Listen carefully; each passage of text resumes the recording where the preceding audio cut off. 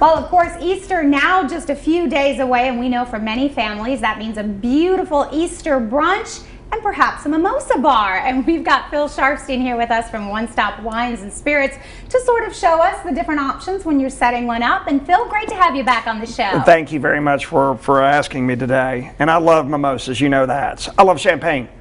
Which is what you've got to have, obviously. That is the key. Everything else is kind of the icing on the cake, but you've got to have the champagne. Yes, that is the start for it.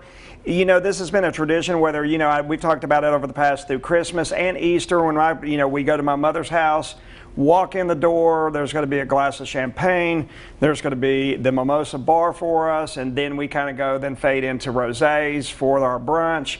But we're talking about champagne, mimosa, and I think we've got a great little setup. It's easy to have. These are products that can be used for multiple drinks all times of the year, so you're just not having to make a purchase just for mimosas. It's just a great way to entertain some different taste for your champagne. And they're very trendy right now. Mimosas, I think, have always been popular, but it was just champagne and orange juice, but that's not the case anymore. No, I put together a couple of them for us today. One was our traditional with our orange juice. I threw a little grenadine in yours. It's kind of like a tequila. I like a tequila sunrise myself. So if you want to just, you know, make a different little look for our mimosa, we put a little grenadine in it, and we have our kind of sunrise mimosa, and I love the look of it. I love the grenadine going down. We've already got the champagne in it, and then the orange juice floats on top. So very traditional. Phil, real quick, the champagne that you choose for a mimosa bar. I love an extra dry, and I know the extra dry probably will get in people's head and go, oh my gosh, I don't want something very dry. The extra dry, it has a little sweetness to it. If you look on the shelf and you see Brut, Brut's going to be the driest champagne. So then the extra dry actually has a touch of sweetness to it, okay? So don't let the name fool you. If you like a sweeter style, if you like a Moscato or something like that, we can always go sweeter. But if you say to me, what do you put in a mimosa, I'm going to go with an extra dry myself. And that is wonderful, and I love the touch of grenadine that you add with it. Thank you. Thank you. Cheers to Phil. Cheers to you. Yes. So we start with the traditional, lovely. And then you have, of course, you kind of have your juice section, and I like how you've made that one specific area. Yes, and I'm not afraid to go with cranberry juice, pineapple juice, the traditional orange juice, any type of juice that you want. It's a flair for you, and that's fine. A little more non-traditional that I have around the house is going to be I take a schnapps. Whether it's going to be amarettos, whether they're blueberry or peach schnapps. I love to incorporate those into mimosas or into our champagne.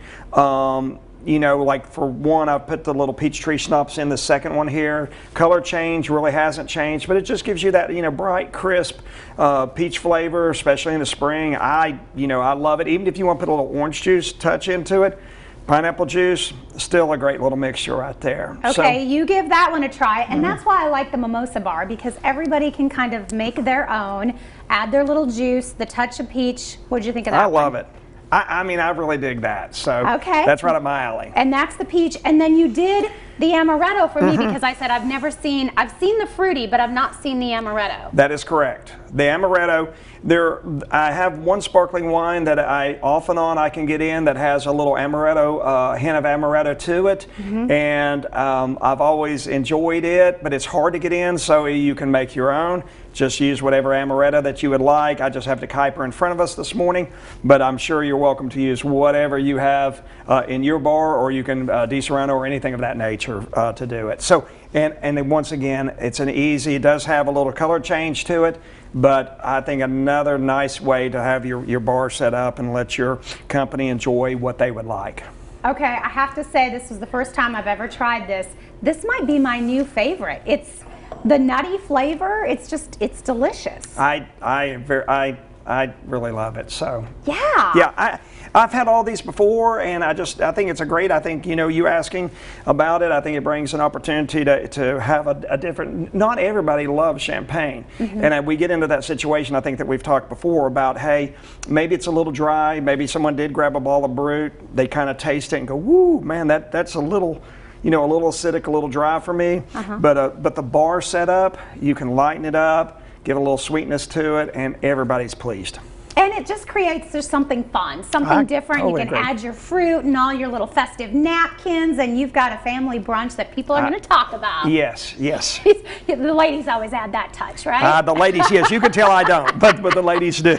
All right, well, Phil, great to have you on the show. Happy Thank you. Easter Happy to you. Easter to you. Don't forget, One Stop Wines and Spirits has 2 locations right here in Johnson City. You can visit their Roan Street location, or you can stop by right there on State of Franklin Road and get what you need to make your own Mimosa Bar.